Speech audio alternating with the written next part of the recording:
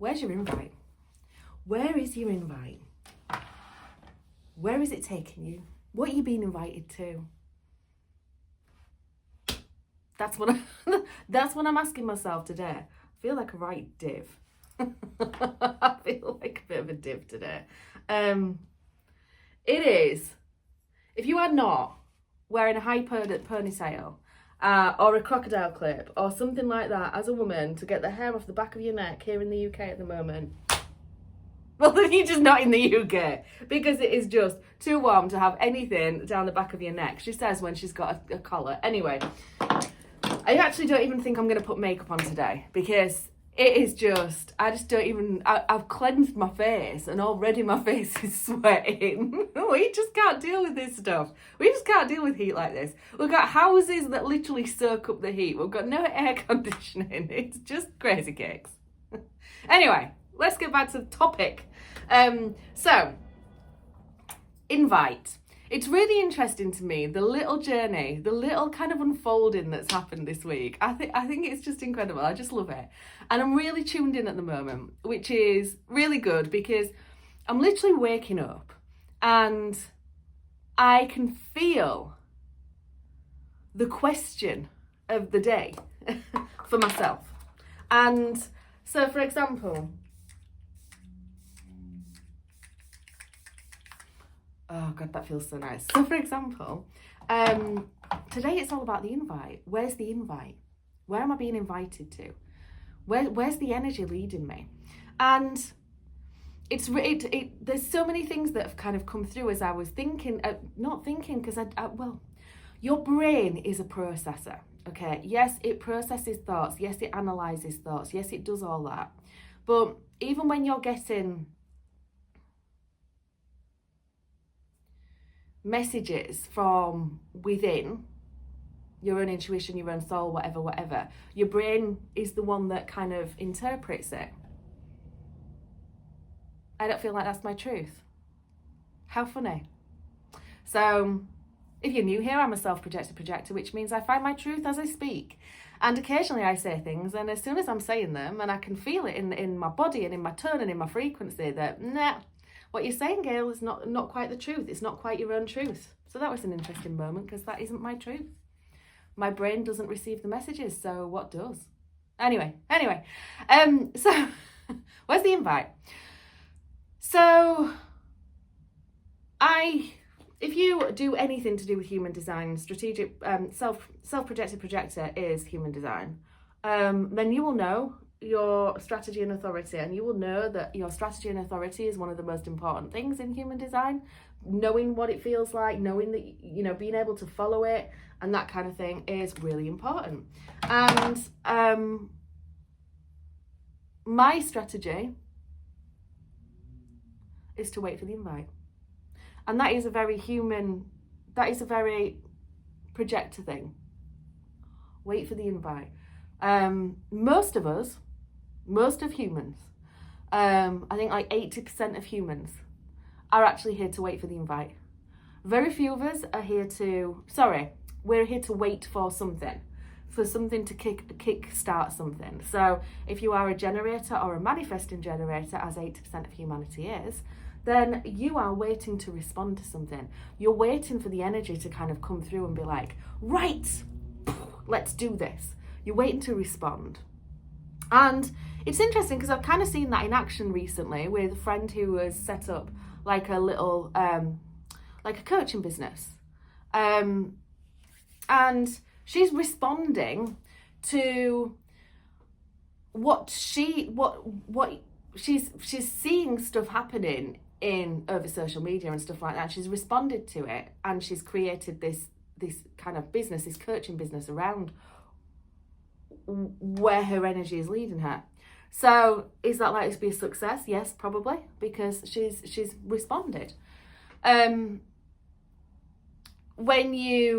see all the time how my husband, who's a generator, responds to things. And, you know, it just comes naturally to him. He doesn't know anything about human design. He's not tuned into it as such. It just comes naturally. Something shows up, he responds, and, you know, we're on a pathway. For me, it's wait for the invite. So the kind of wording that came through to me today was, what's really, where are you being invited? And I often can imagine pathways like it's like a semicircle. like you know, in like half a sun with rays coming out of it, you know, it's like a semicircle, all these pathways. And if I feel into each one of these pathways, I can feel the ones that are open and inviting for me to walk down, and I feel the ones that are closed off and they've got obstacles in the way, or they're blocked and they're not there for me at the moment. And I can feel that really clearly. And is that a projector thing? I don't know. But maybe if you are one of the other human design types, maybe you can utilize that visualization to help see what you need to respond to. You know, because I suppose when you... I don't think it works the same. I wait to be invited. And if I feel into that area of my life, so say I feel into health and that area of my life right now, I know it's something I want to change. I know it's something that is really important to me. But at the moment, that pathway isn't clear somehow. I'm not invited to walk that. I'm getting closer. I know I'm getting closer, but it's not the time yet, which is strange. If I feel into, I need a fan. If I feel into money and abundance and that life area right now, again, it's not open at the moment. It doesn't feel, it feels like it's pushing me away, as does health. As does nearly every area of my life, to be fair, at the moment. So I'm not on a moment of walking down a pathway into any area, any of these areas. So where is the invite? Where is the pathway that is open for me right now? And for me, there's two pathways that I can feel that are open right now. Sorry, I know I'm not looking at the camera. I don't look at the camera anyway, because I look up there and the camera's there. And anyway, I definitely feel like there's two pathways open to me right now. And one is like energy, like a retuning, a reconnection to all this stuff that I do. And actually, if I think about it, you know, I said yesterday how magical it feels when you're in this zone, and how I don't understand how you can feel this zone and then never want to get back to it.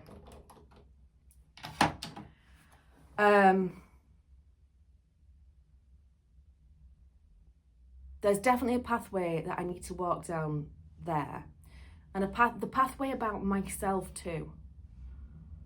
Grounding in who I am right now. And that did come through to me. So I do have a whole process, and I keep telling myself I'm going to record this process and I'm going to put it out there. Like I'm writing my life story. And something keeps coming through about I need to anchor in my main character. I need to anchor in my main character. My main character right now, as I said, has changed in the last 6 months. The summer solstice was the culmination of that. And I felt that come together. I felt that happen. But have I anchored? Have I anchored her in properly? Do I know who she truly is? I do. But, here we go. So, for me as a self-projected projector, and for most of humanity, the biggest tool for manifestation is the throat. Okay. So, do I know who I am? Who this woman is? Who this main character is? Yes, I kind of do. What cements that and puts that into place for me is speaking it. For me, actually self-projecting that, getting that G center to spew out the words, the declarations of who I am in this next season is a really key piece. And that is the piece that's stopping me right now. That's why none of these pathways are open to me, because I have to do that first. Interesting. And that, because of who I am in this season, anchors in the energetic practices that I need in my world. That's the piece that's been missing. That's the piece for today. And that's where you can see my energy's shifting, my energy's moving, my energy's changing with that realization. And that's because that pathway is wide open in front of me. Everything else is shut. There's only one pathway for me to walk down right now. And until I've walked that pathway, these aren't going to open. I just know it. I just know it. So that is something that I need to do. And there's something in me that's saying, if I don't do it, then it will be anchored in, ready for winter solstice, but I won't have the impact I'm meant to have over this next season. On my life, on the world, on the frequency. Interesting. So the other thing that was coming through for me that I kind of really wanted to discuss was explore. That's my word. I explore. The other thing that was coming through to me that I wanted to explore, right, everything's soaked in now, I can put some moisturiser on, was the fact that I got to the end of the day yesterday, and I just couldn't contemplate or come up with the answer to what's for tea? What are we having to eat? And it makes me laugh because, you know, that you see these kind of like jerky things on social media where it's women kind of going, do you know what? Nobody told me that I would have to decide what our family was going to eat every single day for the rest of my life. And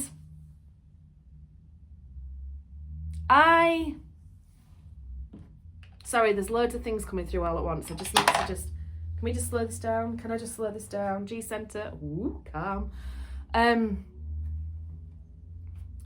Anyway, I got to the end of the day yesterday and I just couldn't contemplate putting a meal together.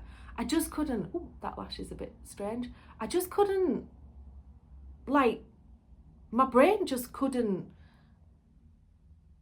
process it.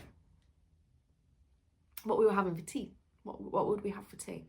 So I just kind of went, should we order a pizza in? So we had Domino's last night. That's a whole thing. Anyway, I'm not going there. So we had Domino's last night because I literally couldn't think straight enough to come up with something to eat. Something for us to eat.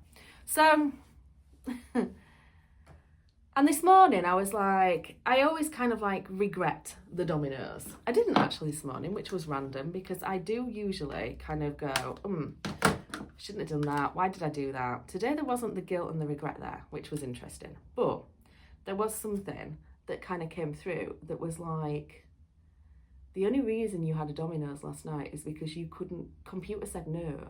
You couldn't compute. You couldn't make another decision. I was like, that's taken me to something that I remember from years ago. And I'm pretty sure, and I think it was Steve Jobs. So wasn't there something about Steve Jobs where he wore the same black t-shirt and black jeans every day? And I think Stephen Bartlett's talked about this as well. And the reason being is, it removes one of the decisions. So your brain can only contemplate X number of decisions in a day, and it's something like 6,000 or something. Your brain can only kind of compute like 6,000 a day. And if you've got to the end of that kind of thing because you've been doing a job where you're doing a lot of decision making, there was a lot of decision making for me yesterday, you know, and your brain just can't, you know, it's like overload. Your brain just goes, whoop, nope, nope, nope, nope, nope. I am putting makeup on, just not putting any base. Just, you know, doing the kind of like enhancements. Anyway, so your brain can't literally compute anymore. You made enough decisions in the day. Your brain's just going, no, no more, no more, no more. That's a thing. Now, if you are following the energy, you're taking those decisions away from the brain. You know? So if I today got my pendulum out and literally followed, every time I had a decision, I followed the energy. By the end of the day, I wouldn't have used up all my decisions. For want of a better way of putting it. But that's something that kind of came through this morning. I was like, oh, that's interesting. So is that what happens? Is that why, you know, I'm not so great at kind of like evening meals at the moment, is because I am literally done with the decisions for the day. My brain can't take anymore. Maybe that's what it is. Who knows? Anyway, I wanted to share that because, you know, if you are someone who makes a lot of decisions every day, if you are someone who makes a lot of decisions every day and you are finding yourself unable to make decisions towards the end of the day, it's potentially that. And if you start leaning into the energy, you might find that you resolve that for yourself. I'll let you know how I get on. I am gonna have my pendulum with me today as I work and as I get through you know, choose my to-do lists and things like that. I haven't used my pendulum for the last week or two just because I keep forgetting to take it downstairs. So it's coming down with me today. It's going to be at the side of me and I'm going to use it today and make sure that I'm tuned into that. So there is this whole thing going on. Like I say, I've got to focus on who am I as the main character. That's what I'm being invited to work on at the moment. Who is the new Gail? Who is the new Gail? So yeah. And when I did these videos a little while ago, I started kind of pulling an oracle card towards the end of it, which I found interesting and I quite enjoyed doing. So I'm going to do that today. I do like my Rebecca Campbell ones. This one's the Rose Oracle. So yeah, just a card for guidance about today, really, and see where it's going to point me. Maybe it's my main character energy. Maybe it's something else. I don't know. Let's have a look. Held. Sureness of the soil, unseen help, support and community. Put the specs on. Okay. Held. Where is it? Healing, held. Oh, this doesn't feel like it's vibing with me straight away. So let's read into it. Normally there is like a sentence that just goes, that's the one. When times are turbulent, to keep ourselves steady, we need something to hold on to. When things are crumbling around us, we must find something we can count on that won't budge. Deep roots to hold us steady when the winds of change come blowing, a supportive community around us. When we leave home, we must find something to hold us. When our lover leaves, we must find something to hold us. When the job ends, we must find something to hold us. When our parents die, we must find something to hold us. When we think there is nothing holding us, it is an invitation to find new supportive ground. This is where we can discover the sureness of the soil, the holding of the roots, and reach out to our community for extra holding. We were never meant to grow on this earth alone. Sometimes life rips from us what we cling to the most, or perhaps we cling to it for we can feel the cycles of change coming. Yet in the darkness of our longest, darkest night, we discover that it's in the empty spaces that we can be reached and held the most. It's in these that we discover a holding that we didn't know before, and we discover what we thought was a tomb is actually a womb. You're being called to trust the great mother has got you, to trust the sureness of her soul, to trust the process of what's unfolding, and that you're not going through this alone. Question, how can you call in more support in your life? And question, what's holding you right now?